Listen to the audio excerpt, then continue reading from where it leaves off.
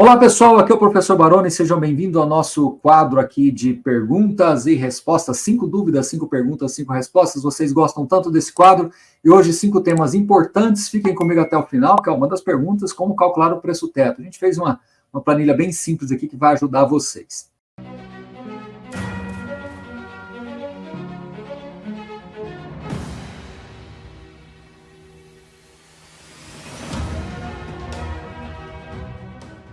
Lembrando também, 56% de desconto no nosso curso Investindo em Fundos Imobiliários, do cupom FIS56OFF, está aqui na descrição do vídeo e está aqui também na descrição para que vocês possam conhecer um pouquinho mais do nosso evento de fundos imobiliários que vai acontecer em maio, na sede da B3, então participe. Bom, 5 perguntas, vamos na primeira. Se a empresa entra em recuperação judicial, como fica o contrato atípico? Olha, tem uma questão teórica e uma prática, né? Você tem que entender que a recuperação judicial, quando aprovada, ela tem o objetivo de manter a empresa operacionalmente para que ela possa, em algum momento, sair dessa situação e voltar às suas operações assim, dentro da regularidade.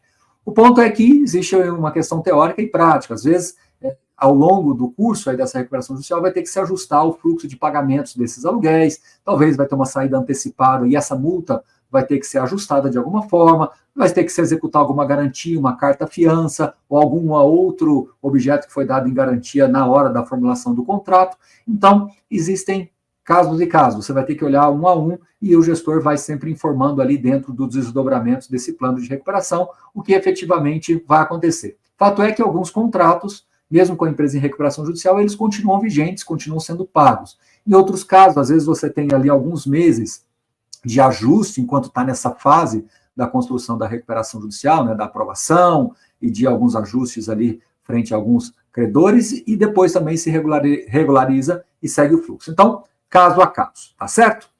Quais indicadores, pergunta 2, quais indicadores essenciais para a tomada de decisões de compra e venda de fundos imobiliários?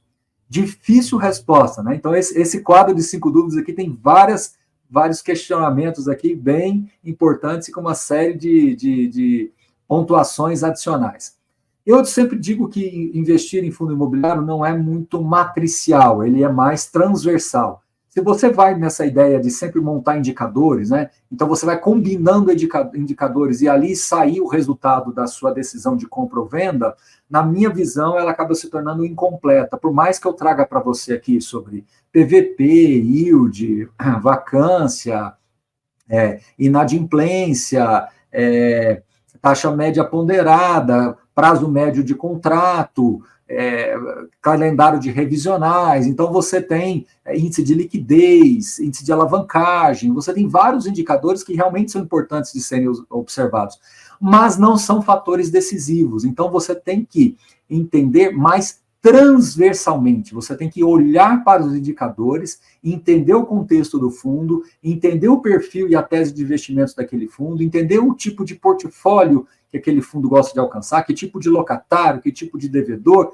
que aquele fundo se aproxima, para que aí sim esses indicadores possam fazer mais sentido. Às vezes um fundo com um PVP mais alto, mas dentro de uma composição de portfólio mais segura, possa fazer mais sentido para você dentro do seu perfil de investimentos. Então, por mais que eu te diga aqui 2, 3, 4 indicadores, eu ainda assim acho que são insuficientes, tá bom? Mas, obviamente, a gente depende de fundo para fundo, né? Tem fundos que eu gosto de olhar mais esse histórico de vacância, o histórico de ações da gestão ativa, o quanto ele vem comprando e vendendo imóveis.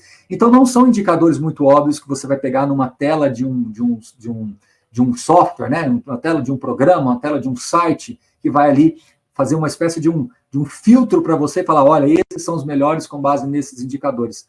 Isso pode trazer para você, talvez, uma posição que não seja a mais adequada quando você aprofunda e entende mais o perfil de investimentos. Então, eu sei que todo mundo busca por essa resposta, eu sei que alguns acreditam que realmente essa resposta existe, mas, na minha opinião, elas devem ser compostas dentro de critérios mais subjetivos, dentro de critérios que entenda melhor a composição do portfólio, a tese, o histórico da gestão, o histórico do fundo do ponto de vista de alocação de recursos, de compra e venda de imóveis, de compra e venda de ativos. Tudo bem?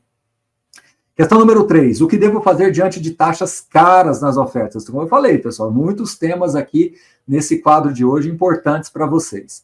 Olha, eu percebo que realmente alguns investidores estão incomodados com essa questão. E eu concordo, eu acho que, sim, a taxa cara nunca é bom, né? Mas vamos aqui ponderar alguns pontos. 3 deles. Primeiro, está tendo algum efeito dilutivo patrimonial? Ou seja, aquela emissão que está sendo feita, ela está respeitando o valor patrimonial vigente? E aqui eu explico.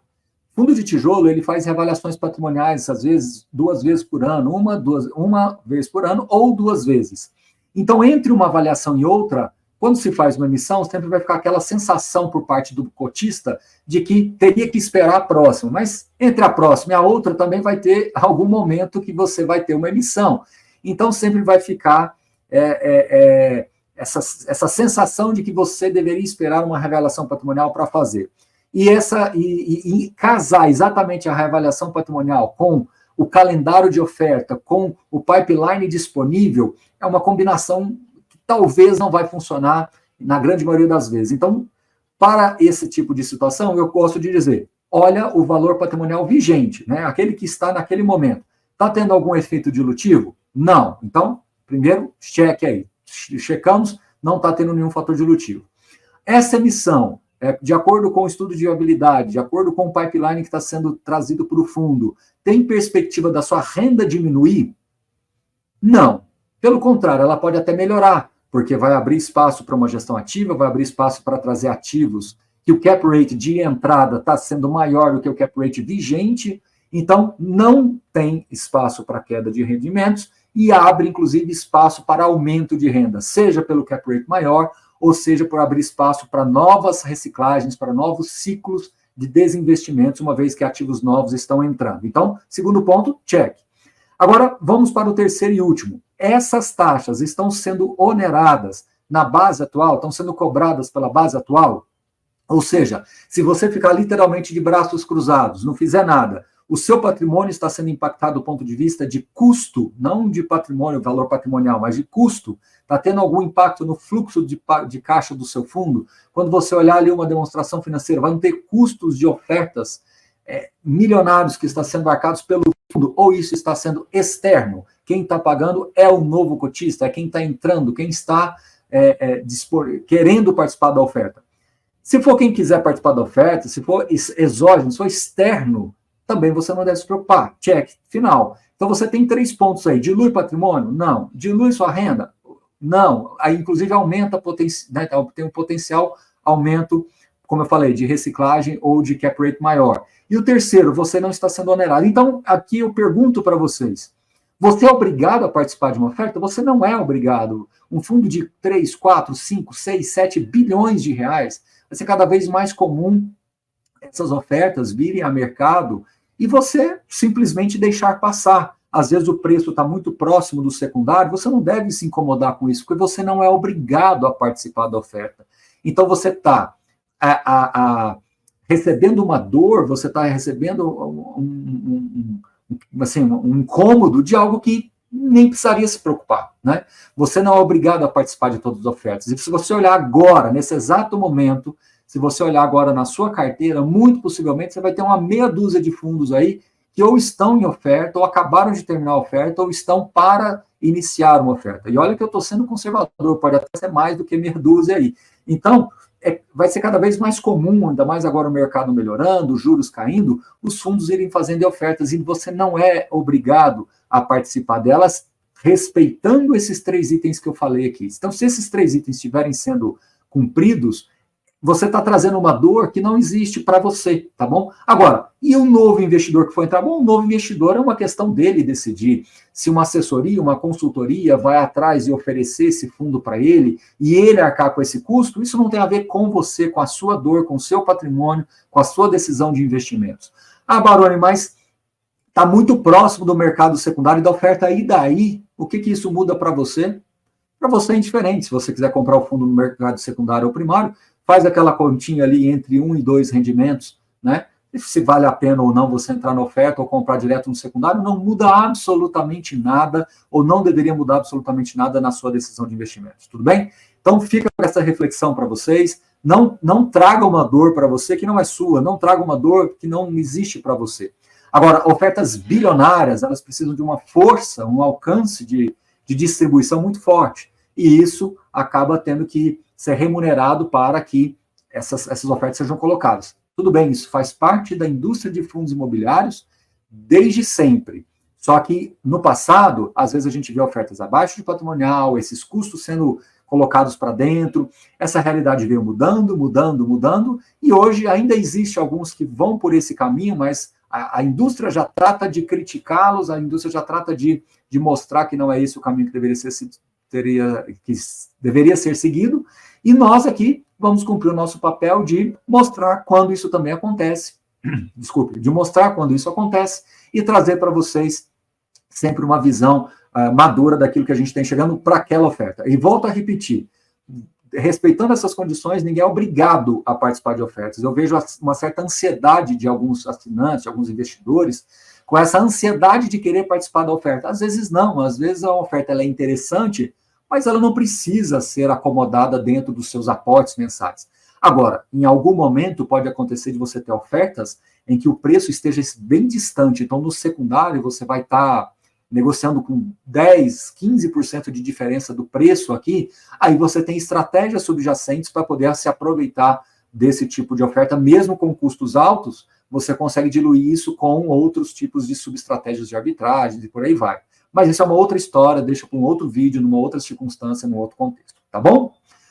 O que acha de ancoragens em fundos imobiliários? Mais um tema complexo, mas importante da gente trazer. Primeiro, eu quero dar 20 passos para trás. Lá atrás, quando os fundos de fundos foram criados, uma das premissas, uma das narrativas, uma das forças de vendas daquela época é que os fundos de fundos eles seriam capazes de ancorar emissões de fundos aos quais nós, investidores comuns, não poderíamos acessar, né?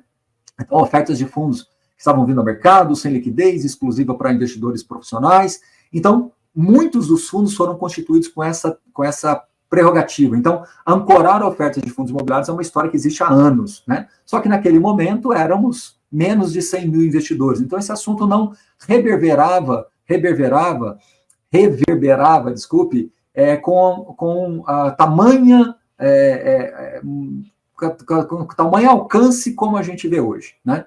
Então, a indústria antigamente ela era menor, um pouco mais específica dentro das teses de cada fundo, estudava mais detalhadamente, porque os fundos eram menores, eram mais fáceis de serem estudados e compreendidos, e hoje nós temos fundos muito maiores, muito mais diversificados, e uma base muito mais ampliada também, né? Você tem hoje 2,6 milhões de investidores, então você vai ter muito mais dores por aí, com muito mais entendimentos, com muito mais pessoas produzindo informações sobre o tema, falando e discutindo mais sobre o tema, e, consequentemente, alguns desses conceitos lá atrás acabam ficando perdidos, né? E por isso que eu estou aqui resgatando. Então, ancorar a oferta, ancorar a emissão ou ancorar outro fundo imobiliário, isso não é novidade. Primeiro ponto. Segundo ponto, você não pode dizer que uma ancoragem é boa ou ruim pelo simples fato dela existir. A ancoragem, ela tem um começo e um fim. E esse começo, enfim, vai trazer para o fundo uma taxa interna de retorno que pode ou não ser positiva. Então, haverão ancoragens positivas e haverão ancoragens negativas. Da mesma forma, quando o assunto alavancagem veio à tona, eu fiz questão de estudar e trazer pessoas também para explicar, e naquele momento eu disse para vocês, e repito e reafirmo, que a ancoragem, por si só, ela não pode ser avaliada positiva ou negativamente. A ancoragem, sim, ela aumenta o risco, mas ela, se bem feita, pode trazer uma taxa interna de retorno melhor, como a gente tem visto em alguns fundos. Da mesma forma, em outros fundos, a ancoragem foi muito mal, está trazendo prejuízo aos investidores. Da mesma coisa, a ancoragem. A gente vai ver ancoragens positivas, em que ela gera valor, e ancoragens negativas, que, pelo contrário, alguns gestores entraram em ancoragens, seja de fundos da sua própria gestora, ou seja de fundos de outras gestoras, e dentro dessa estratégia, eles ficaram diante de uma situação ali desconfortável, porque eles não conseguem mais sair dessa posição, seja pela iliquidez, seja pelo prejuízo a ser reconhecido contabilmente. Então, foi uma situação ruim. Agora, avaliar a ancoragem no momento de mercado como a gente está agora, talvez não seja o melhor caminho. As ancoragens normalmente trazem resultados no momento mais de pujança de mercado, quando você tem realmente as cotações muito mais altas, e aí os gestores realizam esse ganho de capital e trazem taxas internas de retorno altíssimas diante das tomadas de posições que eles fizeram no passado recente, tá bom? Volto a repetir, algumas irão dar certo, outras não. Mas não julgue a ancoragem única e exclusivamente pelo ato em si. Depende de outros desdobramentos dentro dessa tese de ancoragens. O que a gente também precisa colocar com relação a esse tema é que algumas ancoragens trazem um certo desconforto nos investidores diante da circunstância, né? Então, está se discutindo ali se foi ético ou não, se foi correto ou não aquela posição do gestor, se ele fez bem em ancorar uma oferta e depois aquela gestora apareceu ancorando de outra. Volto a repetir, são coisas que no passado, entre FOFs, era extremamente comum você ter essas ofertas sendo ancoradas, ou às vezes a ancoragem é uma palavra um pouco pesada, eu diria participar, porque a ancoragem é quando realmente você faz aquela oferta totalmente ficar de pé. Isso no passado era mais comum, hoje é um pouco menos, né, porque os fundos estão maiores, então às vezes você participa da oferta. A ancoragem é quando você praticamente toma toda a oferta para você. Então hoje, essa palavra ancoragem tem um peso um pouco menor. Aí as pessoas discutem, então, acaba colocando em xeque essa ética, essa moral, essa capacidade do gestor em realmente continuar seguindo com a sua estratégia diante dessas ancoragens que aparecem. Volto a repetir, tá? Eu acho que é um tema muito complexo, existem algumas posições que realmente poderiam ter sido um pouco melhor pensadas na hora de serem aportadas, mas eu não vejo um problema generalizado, tá? Eu não vejo realmente como um grande problema estrutural dentro da indústria de FIIs, porque isso, como eu disse, é relativamente comum, tá bom? De novo, são produtos fechados, então às vezes você tem um veículo de investimento da gestora que foi criado para atingir uma determinada estratégia, e o fundo, que é maior, ele adiciona aquela estratégia. Então você tem, imagina, por hipótese, tá? Um fundo de R$1 bilhão e você tem um fundo menor de 50 milhões, de 100 milhões de reais, que foi criado para atender uma demanda específica, às vezes até de prazo determinado, e essa demanda específica, ela gera mais retorno do que o fundo de 1 bi aqui. Então, às vezes, fazer essa oferta é uma maneira que você tem de trazer um retorno adicional ao fundo, complementar ao fundo, acima daquela taxa média. Então, a minha sugestão para vocês analisarem racionalmente a ancoragem é: quais são os fundos que este fundo maior está comprando?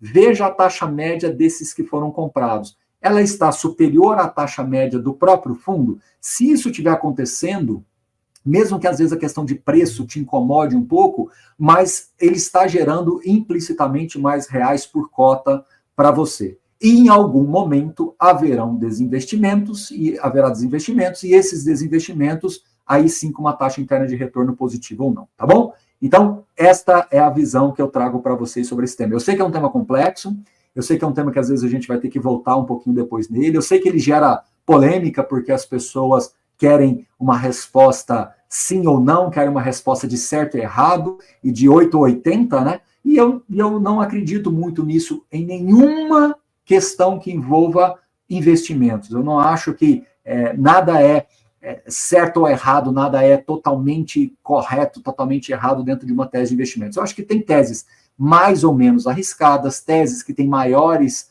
ou menores chances de darem certo ou errado. Eu acho que eu gosto de granular um pouco melhor para que a gente não fique muito assim extremista ao ponto de todo mundo que fizer isso eu vou riscar. Isso é muito perigoso. Todo fundo que comprar a cota, eu vou riscar. Todo fundo que comprar a cota da mesma gestora, eu vou riscar. Se você for por esse caminho, corre-se um risco de você ficar preso dentro da sua própria lógica, de você ficar preso dentro da sua própria incapacidade de, talvez, escolher outros veículos que nunca fizeram isso ou que têm uma projeção de nunca fazê-lo. E isso é muito complexo, porque dentro da construção de portfólio, e à medida que os fundos vão crescendo, invariavelmente você vai buscando teses de alocações alternativas que te permite ou permitirá trazer retorno adicional. E acaba esbarrando em participar de outras ofertas, de participar de fundos exclusivos, de talvez fazer uma gestão um pouco mais ativa em momentos diferentes. Então, de novo, não é 880, eu acho que existe uma granularidade dentro das decisões de investimentos por parte de qualquer gestor, não estou falando do A, B ou C, é de qualquer gestor. Obviamente, alguns vão ser mais, vão acertar mais do que errar, outros não. Então, a gente precisa sempre avaliar isso. E, de novo, volto e repito, O que mais vale é o reais por cota, o que mais vale é o histórico, o que mais vale é a capacidade daquele gestor em conseguir consistentemente entregar resultado aos seus investidores. E muitas das vezes essas decisões acabam trazendo esse certo desconforto. Tudo bem? Último, como calcular o preço teto de um fundo imobiliário? Bom, aqui eu vou compartilhar uma telinha com vocês. Eu quero ser bem objetivo e pedir já assim, toda a cautela para que vocês possam entender o que eu quis fazer aqui. Eu fiz hipoteticamente uma tabelinha muito simples. Obviamente, isso aqui não representa, vou repetir, isso aqui não representa um cálculo de preço teto definitivo, tá? Não representa. Então, é uma forma de você ter um cheiro, um faro, ter uma diretriz de qual que seria o preço teto do fundo imobiliário que você tem aí na sua carteira. Principalmente de tijolo, eu não quero entrar muito na parte de papel, porque o papel envolve outras derivadas aqui, eu quero focar mais no tijolo. Primeira coisa, eu vou pegar a NTNB 2035, que hoje está na faixa de 5,80, tá? Aqui eu vou adicionar um spread, que eu posso variar de 2, 1,5, 2, 2,5, 3, 4, depende do risco que você está imputando àquele fundo. E aqui eu vou somar os dois, tudo bem? Aqui embaixo, então, 5,80 mais 2, 7,80. Tão simples quanto isso. Quantos reais por cota esse fundo paga? Ele paga R$1 por cota. Então, tá bom. Quanto que ele paga por ano? 12. Aqui já tem toda uma engenharia que você vai ter que raciocinar. Primeiro, para eu calcular esse spread aqui, esse risco, eu tenho que ter uma sensibilidade muito grande do que está acontecendo com o fundo, qual que é a perspectiva dele, se ele vem tomando decisões corretas ou não. Então, isso aqui diz muito sobre a tese do fundo, né? Então, o histórico desse fundo tem sido favorável, ou você está vendo ali uma nuvenzinha talvez não muito positiva para aquele fundo, você acha que ele deve atravessar ali uma certa dificuldade. Então, você tem que saber ponderar esse risco e pelo mercado, pelos pares, pelo contexto, ajustar um spread que faça sentido. Por isso que eu estou dizendo, aqui, pessoal, é uma tabela sintética, muito simplificada, para que vocês possam ter essa visão, tá? Esse R$1 por cota parece fácil. Eu estou estipulando o valor, mas você vai ter que olhar o fundo, tentar projetar isso, tentar entender se aquele rendimento base faz sentido de R$1 por cota, se ele tem muito efeito não recorrente, o quanto esse efeito não recorrente vai durar, e por aí vai. E, consequentemente, você ajusta isso para 12 meses. Eu fiz uma conta simples, 1 vezes 12, né? Eu multipliquei, a forma está aí, ó. Simplesmente multipliquei o de cima vezes 12, né? Mas, e aqui só para conferir, pessoal, é uma soma simples, tá? Somei os dois ali. E aqui eu tenho 1 multiplicado por 12. Eu poderia capitalizar isso? Poderia, ficaria um valor mais perto de 12,40, alguma coisa assim, mas não quis fazer isso, eu quis simplificar mesmo. E o que é o preço teto? Olha a fórmula, tanto que é simples. Basicamente, dividir esses 12, que é o do anual, pelo spread, pelo total lá entre o IPCA mais e o spread, que é o 7,80, tá?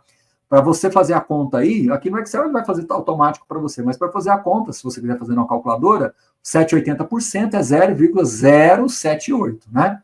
Então, o preço teto desse fundo hipotético seria 153. Agora que a coisa fica legal, pessoal. Quando eu falo para vocês que essa NTNB ainda está cara, olha só, eu não vou mudar nada, eu simplesmente vou falar assim, NTNB, o juro está caindo, me ajuda um pouquinho aí, cai o juro futuro também, e você volta para um patamar mais perto de 5. O simples fato de sair de 5,80 para 5, isso faz com que aquele preço teto que era 153 vai para 171. Ó. E se cair assim um pouco, mas não tanto, já sobe ali também. Ó. Você vai mexendo aqui. Baroni, se voltar lá na época de 2009, que era 3, isso aqui, tá vendo? Por que 2019 foi um ano meio irracional para alguns fundos imobiliários? Justamente porque você tem NTNBs muito baixas ali, né? Então, eu não sei se foi 3, 2,80, mas foi muito baixa. Eu acredito que juro real no Brasil, na faixa de 4,5, é um bom número. Entre 4,5 e 5 é um bom número, tá? Aí vamos deixar aqui 5, vamos deixar os 5,80, que é... Aí agora a gente vai com a questão do spread. Se é um fundo mais conservador, 1,5, 2, 2,5. Se é um fundo mediano, 2, 2,5, 3. Se é um fundo mais arriscado, 3, 3,5, 4, entendeu? Então, se eu subir aqui para 3, obviamente o preço teto vai ser menor. Se eu falar que esse fundo é super tranquilo, pouquíssimo arriscado, o preço teto sobe. Então, Normalmente você vai trabalhar, como eu disse, entre 2 e 4, tá? Entre 2 e 4. Ah, mas esse fundo aqui é um pouco mais arriscado, então é 2,5. Só que o rendimento dele, aí você vai ter que calibrar. O rendimento dele não é 1 por cota, às vezes é 1,20. Ah lá, você vai calibrando isso aqui, ó. Então depende muito, por isso que eu coloquei essa planilha simplificada aqui para vocês.